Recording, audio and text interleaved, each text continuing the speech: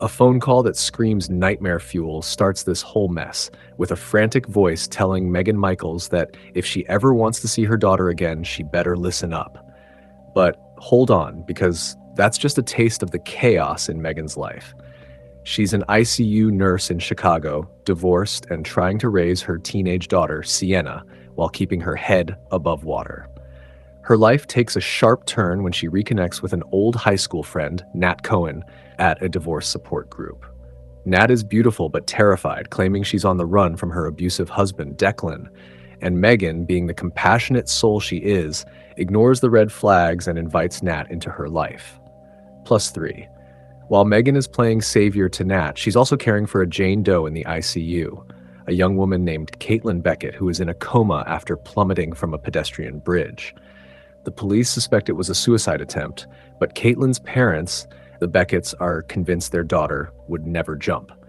As Meghan bonds with the grieving parents, she learns that Caitlin was a pathological liar who once ruined an innocent man's life by framing him for possessing child pornography. Meanwhile, back at Meghan's apartment, things are getting weird. Meghan gets locked in her own basement, finds a note in her mailbox that just says, "Bitch," and notices Nat is constantly dodging questions. +4. Here is where it gets wild. Meghan tries to verify Nat's story by visiting Declan's law firm, only to discover that Declan Roche doesn't exist. He's just a stock photo model. Even worse, Meghan calls another high school friend and learns that the real Nat Cohen died in a car crash almost 20 years ago. The woman living in Meghan's house is a complete impostor. Meghan tracks the fake Nat to a bridge to confront her. The imposter admits she's a grifter who targeted Meghan, stole her wedding rings, and worst of all, knows Meghan's deepest, darkest secret. Sienna isn't her ex-husband Ben's biological daughter. In a moment of blind rage and panic, Meghan shoves the woman, sending her tumbling over the railing. +3. Now, get ready for the twist that changes everything. The woman Meghan pushed off the bridge, that is Caitlin Beckett.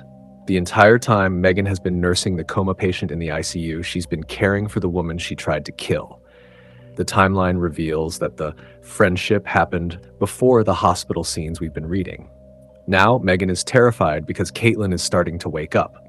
When Caitlin opens her eyes and looks at Meghan, she struggles to speak, eventually muttering, you, making it clear she remembers exactly who pushed her. Meghan knows her life is over if Caitlin talks. In a desperate, chilling move, Meghan steals insulin from another patient and injects Caitlin with a lethal dose, inducing cardiac arrest. She performs fake CPR, but Caitlin dies, and Meghan frames it as a tragic medical error, getting put on administrative leave but avoiding murder charges. +4. You'd think that's enough drama, but the book isn't done with us yet. Throughout the story, there have been reports of a serial attacker assaulting women in the city. Everyone assumes it's some random creeper, but it turns out to be Luke, the sweet, goofy male nurse Meghan works with. Luke's wife, Penelope, calls Meghan in a panic, revealing police found Luke's DNA on a victim and a stash of trophies from his assaults. Meghan rushes home to find Sienna missing because Luke has kidnapped her as leverage to escape the city. +1. Meghan tracks them to an unfinished house where Luke is holding a gun to Sienna's head. It is a terrifying standoff, but just as Luke is about to spiral out of control, the police storm in and shoot him dead, saving Sienna.